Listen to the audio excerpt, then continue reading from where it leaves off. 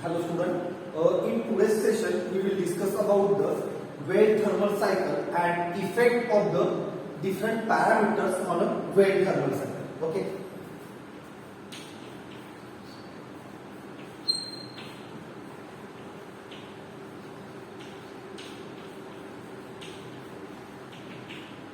So in last session we have discussed about the weld thermal cycle, what is weld thermal cycle, and how the weld thermal cycle will drawn for a different point in a weld zone. Okay. So suppose this is my plate and here is welding is done, and this is the welding line, and here is the point 1, 2, 3. Means here is point A, B, C, and then we have drawn a. Here is temperature, here is time,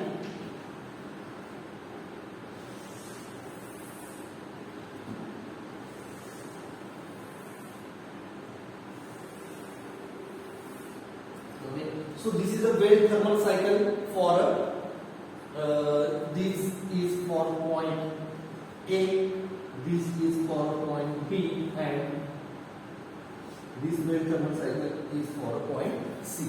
And as we discussed that if we move from the weld center line, if we move away from the weld center line, then the peak temperature will reduce. The peak temperature will reduce. Then also when we move from point A to point C, the time required to attain the peak temperature. Here is peak temperature, that is TA, it is peak temperature TB, and it is peak temperature TC. So the time required to attain the peak temperature for a point A, B, C will increase as we move away from the weld center line. Similarly, if we see the slope, as we divide this curve into two parts, that is heating region and the cooling region, then the slope of the curve will indicate the rate of heating and rate of cooling. The slope of the curve will show the rate of heating and rate of cooling. So for a point A, the rate of heating is high and rate of cooling is also high. For the point A, the rate of cooling is also high and rate of heating is also high. And as we move away from the point A towards the point C, the rate of heating and rate of cooling is reduces. Rate of heating and rate of cooling is reduces. So these are the some conclusion that we have obtained from the weld thermal cycles. Okay. Another one point we have discussed that the peak temperature for a point A is higher, the peak temperature for a point B is lower, and peak temperature for a point C is also lower. Okay. That is some result that we obtain from the weld thermal cycle. Now we will discuss about what are the different factors that affects on a weld thermal cycle. Okay.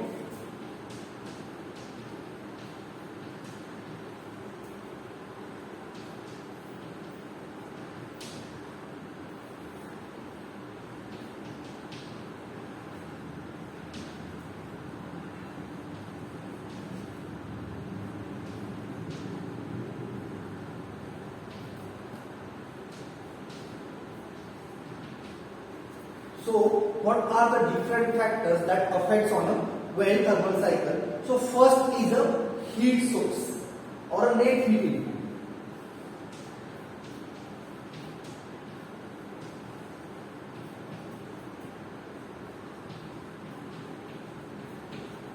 Okay, the first factor that affects on a weld thermal cycle is a net heat input. The second one is the preheat temperature.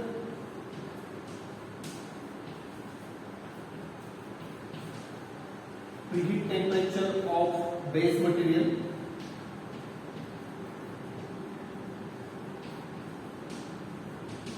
Or we call it as also as the initial temperature of plate.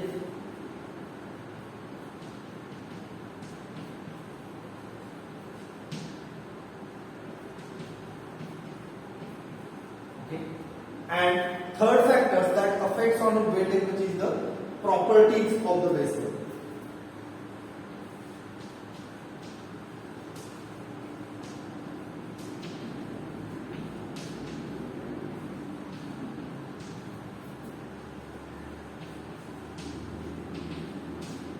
properties of the base material. Okay, so these are the different factors that affect on a weld thermal cycle. So we will discuss this one by one. So first one is the net heat input. Net heat input means the amount of heat that we are supplying for the welding purposes is called the net heat input. So what are the different sources that available for the welding as a source? Means the heat for welding purpose, the heat is necessary, and this heat is provided by different sources. There are different sources according to the welding types of the welding. In a gas welding, the acetylene or hydrogen gas is used to produce the heat. In a resistance welding, due to the resistance of the workpiece, the heat is generated, and due to this welding is done. In a friction welding, the heat is generated due to friction between the two parts or friction between the workpiece and the tool. So, as per the source, according to the source, the net heat input is means as the source is changes, the amount of heat supplied for the welding purposes is changes. Okay, so as we consider the net heat input, there are two types of the heat input, that is high density heat supply and low density heat. High density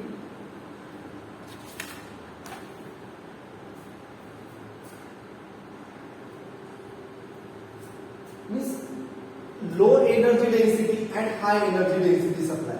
Okay.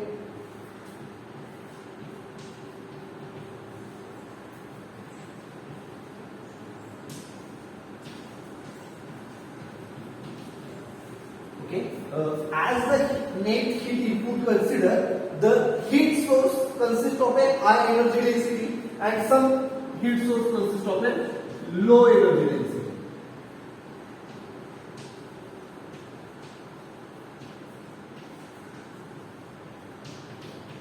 So what are the welding process that consist of a high energy density? The laser beam welding, the plasma arc welding, the electron beam welding. These types of the welding processes consist of a high energy density. Means in this welding process, the amount of net heat input is high in a short time. In a short time, the high amount of energy is supplied to the workpiece in a case of laser beam welding, plasma arc welding, or electron beam welding. And if we consider the low energy density, means in this type of the welding process, the amount of heat given to the workpiece is low at per unit time. Okay, per unit time, if we consider the 1 second time, and the amount of heat supplied in a high energy density is high, and in a low energy density, the amount of heat supplied in a 1 second is low. If we compare these two, so which are some welding processes that consist of a low energy density? So these are the gas welding process, submerged arc welding, or submerged metal inert gas welding. So these are the some welding processes which consist of a low energy density. So what are the effects of these input source on a weld thermal cycle? That we will discuss. Okay.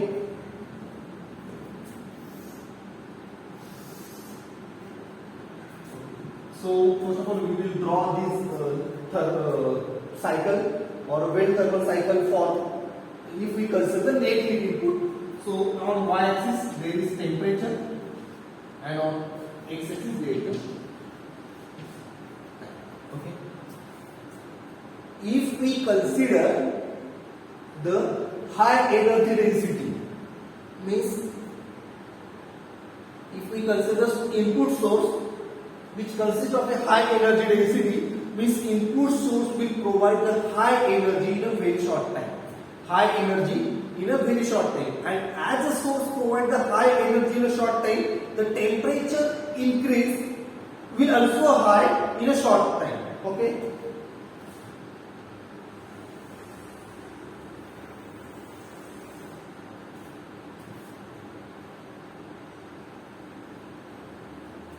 this is the graph for a high energy density power source or high energy density source. Okay, and now if we consider low energy density, means in this case the peak temperature is same, but the peak temperature will be the same, but time to required for the to attain the peak temperature will increase. So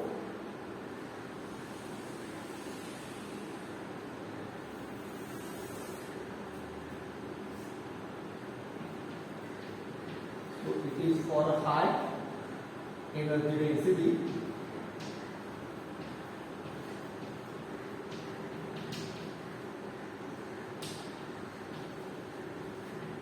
It is for low energy density.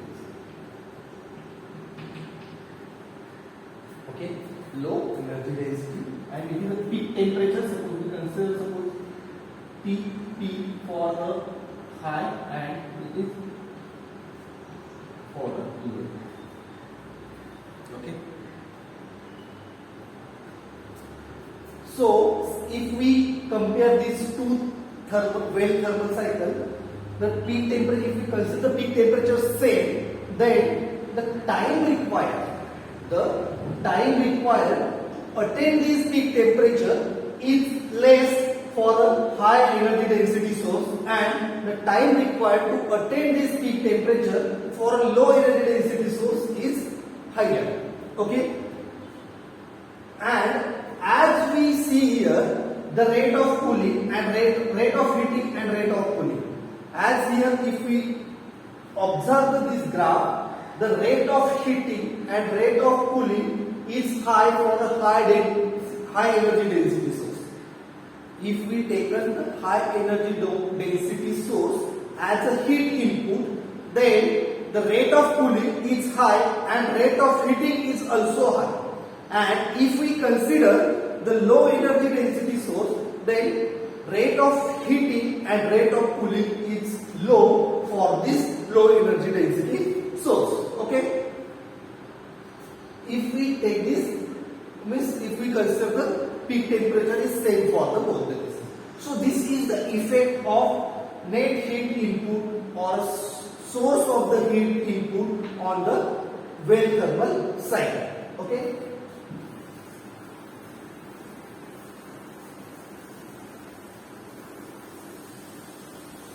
So this is the first factor that affects on the well thermal cycle, or that affects on the. Okay. The second one is the preheat temperature of the base material. Preheat temperature of the base material. So what is in the preheat temperature? As the welding process consists, generally welding is done on the metals in which preheat is done. Means the weld material or base material is heated to some specific temperature, and after that welding will start. The base material will heat for some specific temperature, and after that welding will start. So this is called the preheating. So what will these factors, or how these initial temperature of the base material will affect on the welding properties or a well thermal cycle? So first of all, we will draw our well thermal cycle. Here is temperature and here is time.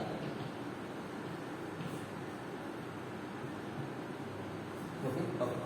Now, preheat temperature. If we consider our heat well thermal cycle without preheat,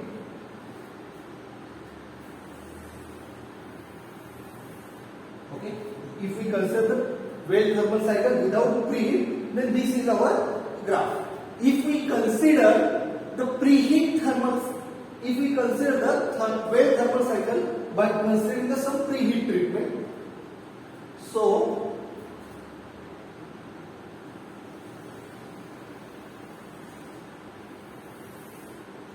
this graph will show like this. This graph will show like this.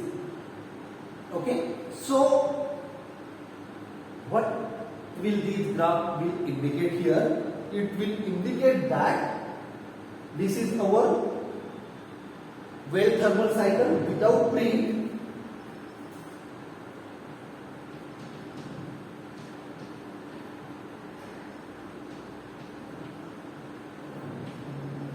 And this is with preheat.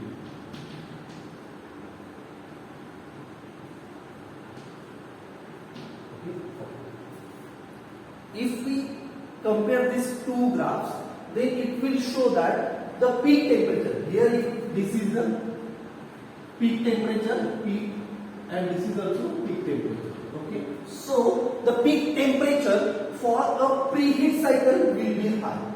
The peak temperature for the preheat cycle, it will be a high. This is the first effect of the preheat treatment or preheat.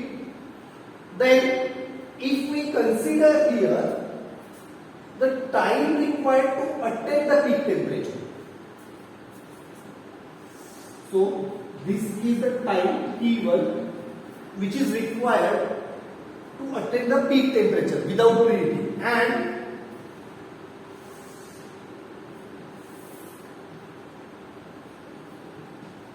T2. Time T2 is the time required to attain the peak temperature for a preheat cycle. So the time required to attain the peak temperature with the preheat will be a more as compared to the without preheat.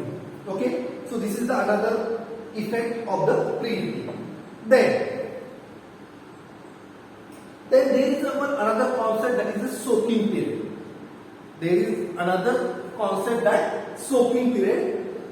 Soaking period means, suppose I will draw a one horizontal line on this graph. I will draw a one horizontal line on this graph, and here is suppose the temperature T1. Here is temperature T2. Sorry. Here is temperature T1. Okay, means at that point is temperature also T1, and here is also temperature T1. Okay, to maintain the temperature, above this point, means this in this amount of time. Suppose I will mark this time as a T3. This is the time T3. So T3 means to maintain the temperature above the T1, to maintain the temperature above the T1, or in this period, in a period T3, the temperature of this cycle is maintained above T1. This is called as a soaking period.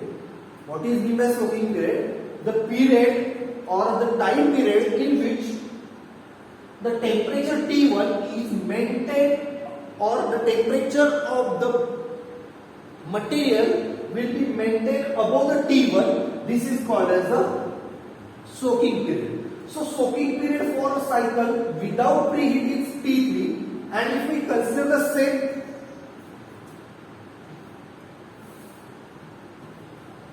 T4. T4 is the soaking period for the cycle with preheat. T3 is the soaking period for a without preheat, and T4 is the soaking period for the preheat. So the soaking period for a preheat cycle will be a more. The soaking period for a preheat cycle will be a more as compared to the without preheat. Okay, so this is another effect of the preheating. And if we consider the slope of preheat cycle and without preheat cycle, the slope of the, what is meant by slope? The slope will indicate the heating and cooling rate.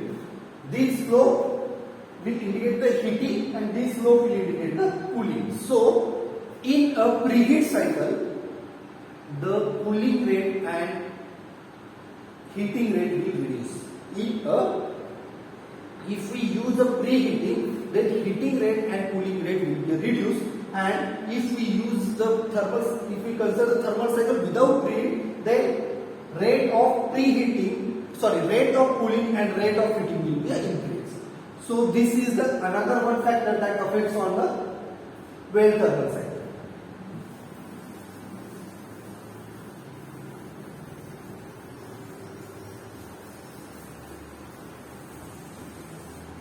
And last one is the properties of the base material.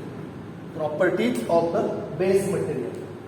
So which are the different properties that affects on the well thermal cycle? So there are two main properties. That is, first one is the dimensional properties. That is means length, width and height of the plate.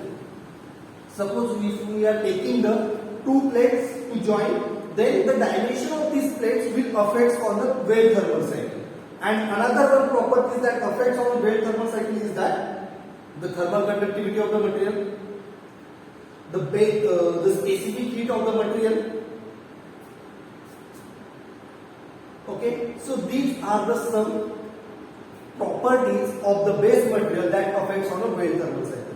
Two properties that I have discussed. That is, first one is the dimensional properties and another one is the thermal properties. Okay.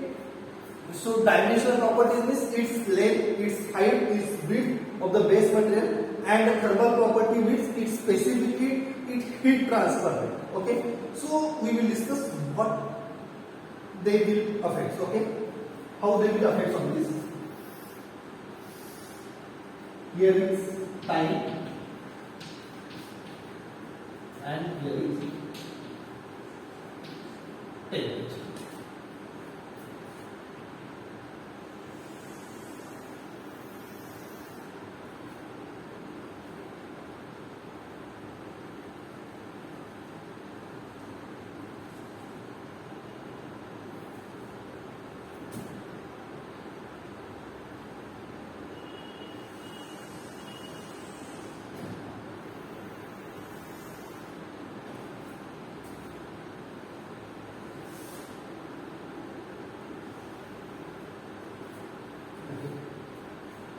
As the size of the base material will increase, what will happen? That we will discuss here.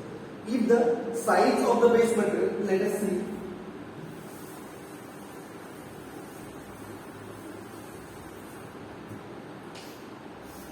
Suppose this is my well zone and this is the first workpiece and this is the another workpiece.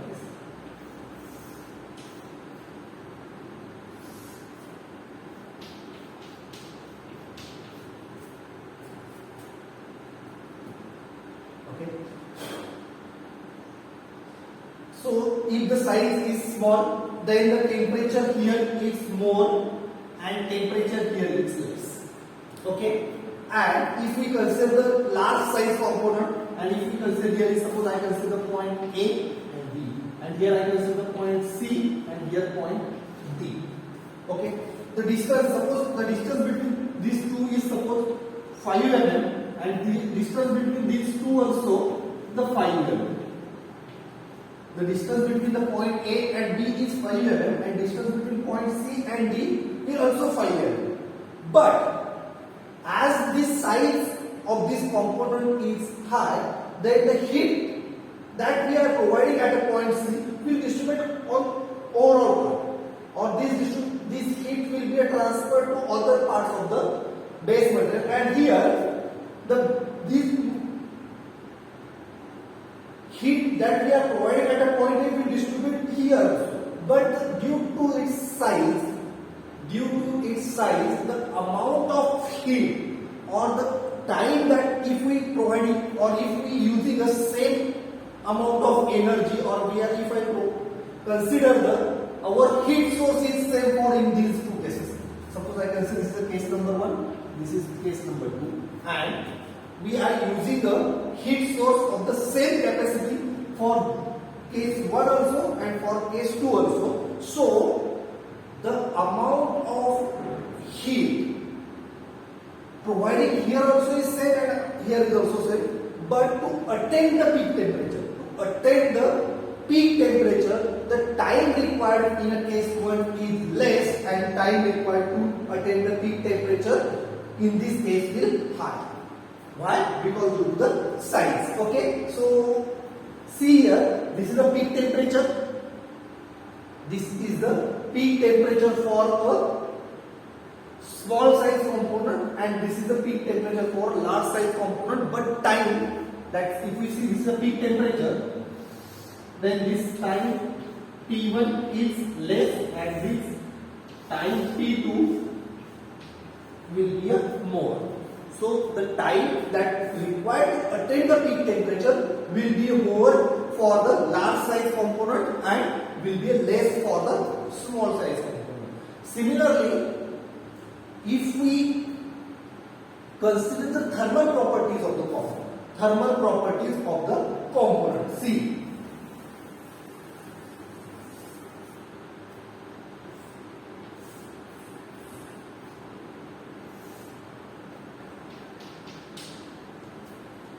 in here also we are considering the two cases, case 1, case 2. Here also we will consider the point C, point D, which are 5 mm apart. Okay. Now, in the case, the thermal conductivity of the case 1 is less.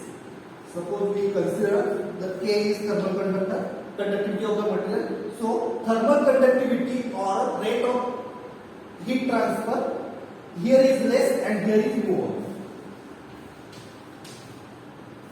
Thermal conductivity in a case 1 is less and thermal conductivity or in a case 2 will be high, and the other source or other heat means the size of the component and the heat source that we are using are also same, but in this case also the time required to attain the peak temperature will be here. The time required to attain the peak temperature will less and the time required to attain the peak temperature will high. Why this happened? Because the heat transfer coefficient of the case 2 is high, and due to this heat transfer coefficient, the amount of heat that we are providing at the point C will distribute fastly on other parts of the material, and in a case 1, if we are providing the heat at the point A, this amount of heat that we are providing will distribute slowly on the other parts of the component. So the peak temperature that we will obtain at point A will means, suppose we are obtaining the peak temperature, suppose 1000 degrees Celsius, then in this case 1 the time required will be less, and in a case 2 the time required will be more. So this graph is also suitable. A is equal to less and here is K is equal to more. And another one factor that affects on here, if we consider that the material having a low thermal conductivity, then peak temperature will be high for the low thermal conductivity material, and the peak temperature that we obtain will be less for the material which having the less thermal heat transfer coefficient. Means if the heat transfer coefficient is more, then peak temperature will be less, and the peak heat transfer coefficient is less, then peak temperature for that material will be high. Now, once again I will draw a line here. So this is this. So I will consider this is suppose T3 and this is T4. So T3 is a soaking period for the material having a less heat transfer coefficient, and T4 is a soaking period for the material having the high heat transfer coefficient. So soaking period is high or soaking period is more for the material having a low thermal coefficient or low heat transfer coefficient, and soaking period is less for the material having a low thermal coefficient. So these are the factors that affect on the Weld cycle or a Weld thermal cycle. Which factors that affects on the weld thermal cycle? There are three main factors. That is, first one is the heat input or source of the heat or net heat input.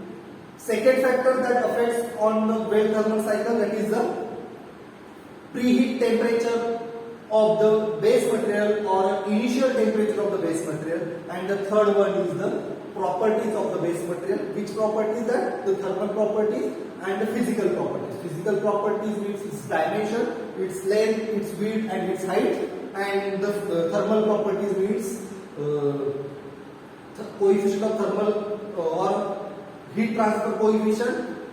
So these are the thermal properties.